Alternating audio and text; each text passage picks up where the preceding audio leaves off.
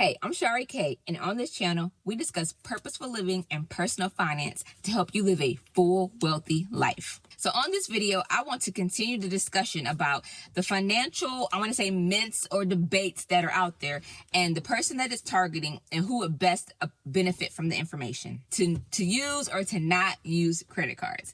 So I know you've heard the people that say don't use credit cards, and my stance on that is the people that tell you not to use credit cards are telling you that you are not trustworthy. That's what they're saying. And that could be the case. If you have credit cards and a lot of debt and you are not making any progress to pay those off, then you might be in that boat, and using credit cards might hurt you more than they could help you.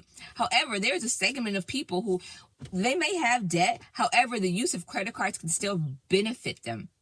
And I would say if you have a plan to pay off your debt, go ahead and pay off your debt. Now, if you're at a stage where your debt is paid off and you want to strategically use credit cards, know yourself. Know yourself. If you are disciplined enough to use those credit cards responsibly, then use the credit cards responsibly. You don't need anybody else's permission to tell you to use credit cards or to not use credit cards. That's a decision that you have to make.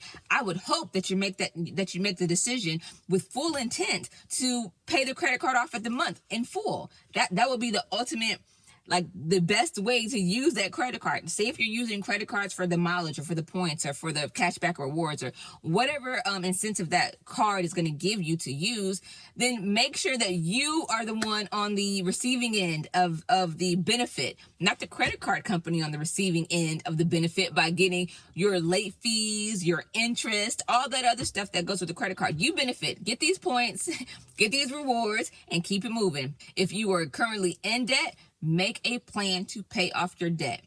That's just how I feel about it. Make a plan and pay off your debt. And I'm more so speaking on consumer debt. There are people saying, do not purchase a home because it's a liability. It's not an asset.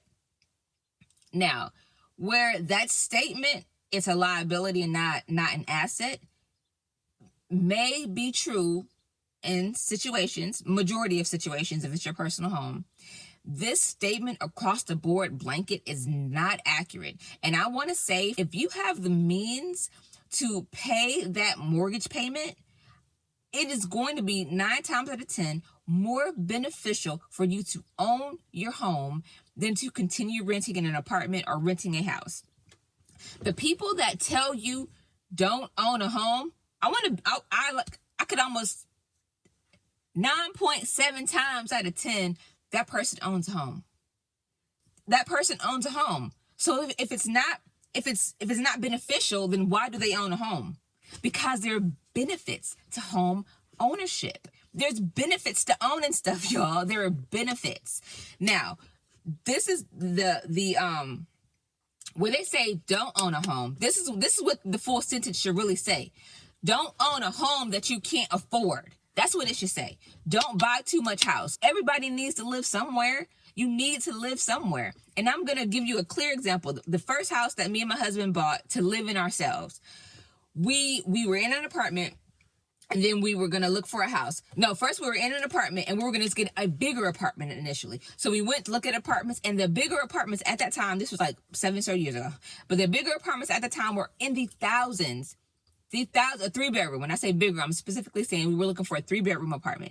It was in the thousands of dollars, not thousands, but like $1,200. And I was thinking, hold up, I think I can buy a house and my mortgage payment will be less than $1,000, and it's our whole house with a yard and a driveway and a garage.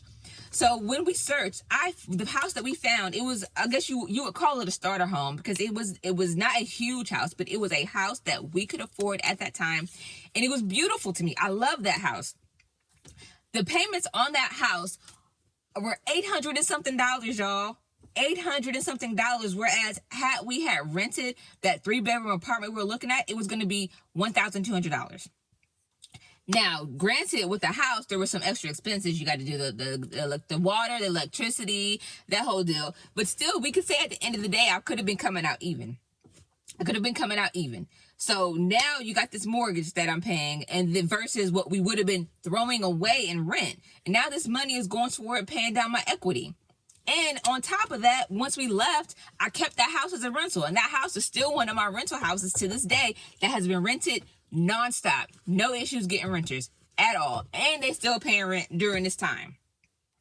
So don't let people's limited view stop you from doing things that are going to be beneficial to your financial life. You have to be able to do the analysis and see how it benefits you. And home ownership is a great way into wealth. I would say that it's a great way into wealth for Black communities.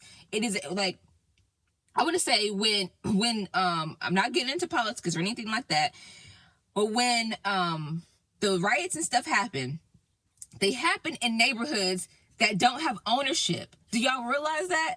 Like, and then even in this one video that like went viral, the girl was saying, we don't own nothing. She used another word, but she was like, we don't own nothing. And to me, that's a problem. That's a problem.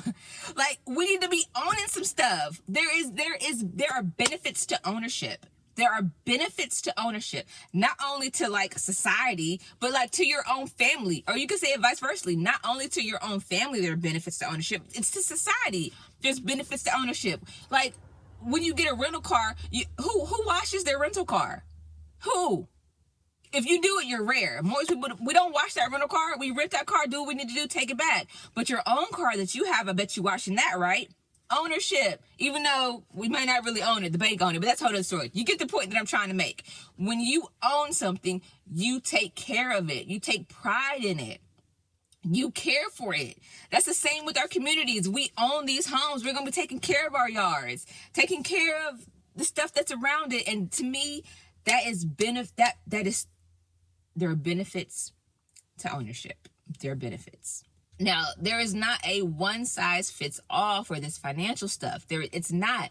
And it causes me concern when there are blanket statements put out and people are accepting these statements as truth, and not doing their own due diligence to see if this is really going to benefit my life or not. And I hope this video, along with the other video, I'll leave a link, just helps to illuminate these topics and then also show like who that information is targeted towards and who would best benefit from that information. But at the end of the day, you have to be able to take the information, see if it applies to your life, consult with the tax people, the attorneys, the financial advisors within your life to see if that information is best for you and if you can apply it to your life.